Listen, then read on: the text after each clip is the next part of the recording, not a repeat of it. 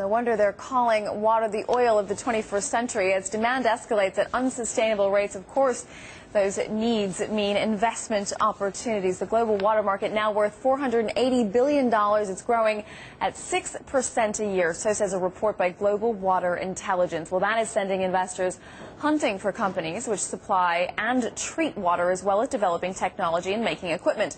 The S&P Global Water Index of related stocks had been making a rapid rise until the market slump of the past month. Well, investors looking for more are now gathering in Stockholm for the annual World Water Week. Philippe Rohner is the portfolio manager of the biggest water fund in Europe, the Pictet Water Fund. He joins us now from Geneva. So, Philippe, sell me on water. It seems very obvious that it's obviously an essential, it's the most essential commodity, but it's also expensive to come up with these technologies that purify water. Why, as an investor, do I want to invest in your fund or in water companies? Thank you for the good morning. Thank you for your questions. Well, there are different reasons for investing in water. Some of them was mentioned previously. There is the stability of cash flows, which interests a lot of people. But in the fund specifically, on a risk-return basis, compared to other traditional sectors, it has performed better over the last 10 years than any of the sectors or any combination of these sectors.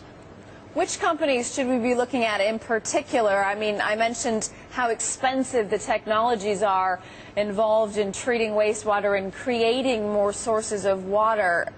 Where do you go? Who do you recommend buying into?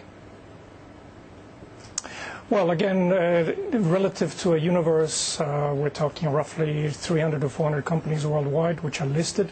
That represents perhaps 15% of the total amount of industry activity, so the equity market underrepresents the industry as a whole. In terms of expensive, well, again, it's relative to what.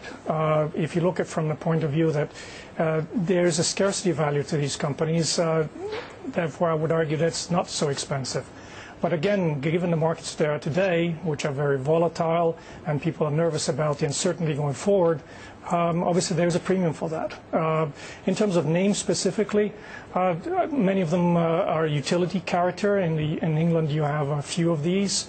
You also have on the technology side, in the U.S. particularly, small mid-cap companies, which are focused specifically on the water sector. Okay, as you talk in terms of our investment. Excuse me, as you talk about these kind of companies, research and development, what's the most exciting thing here? What's the most exciting technology? Well, in water, actually, it's kind of, let me say, boring. Water is not something which is sort of a high-tech consumer gizmo, which attracts perhaps a lot of imagination. It's basically about filtration. It's basically about making water safe.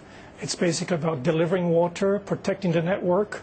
In terms of the more recent trends, they're mostly regulated driven, one of them being obviously the nexus between energy and water.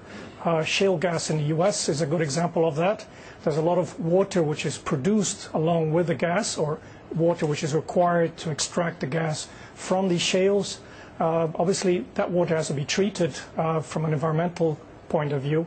So again, the drivers are either regulation or pollution control or sanitation in many cases. So you mentioned regulators. They've really got a grip on this market. You're talking about equities, that part of the market being underrepresentative of the water market. So if you have regulators totally controlling this, it depends on how much governments are willing to spend, how much money they've got to spend, and we know they don't have much they don't have much right now. What does this mean in terms of your risks as an investor?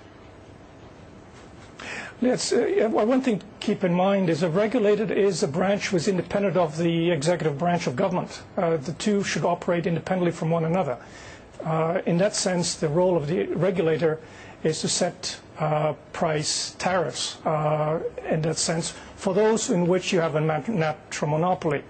Most of this industry is not necessarily linked to a situation where you do have to have a regulator.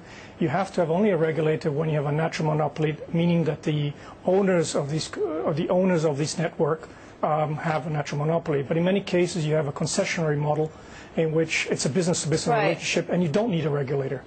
Tell me this. You've worked in the oil and gas equities area. You've worked in chemicals.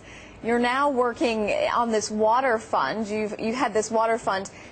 How does this compare to your time in chemicals or oil and gas? Is it more exciting? Well, actually, all my career has been linked to, in one way, the environmental issues mostly related to water. I worked in refineries dealing with water issues back when I was a little younger, all the way to being a portfolio manager today dealing with the same subject. Is it more exciting or less exciting? They're all exciting at the right time, but being participant in the whole value chain, all the way from the users to the investors, obviously has been an exciting period, which is my whole career. All right, Philippe Rohner, Senior Investment Manager there at Pictet Asset Management. Thanks for being with us.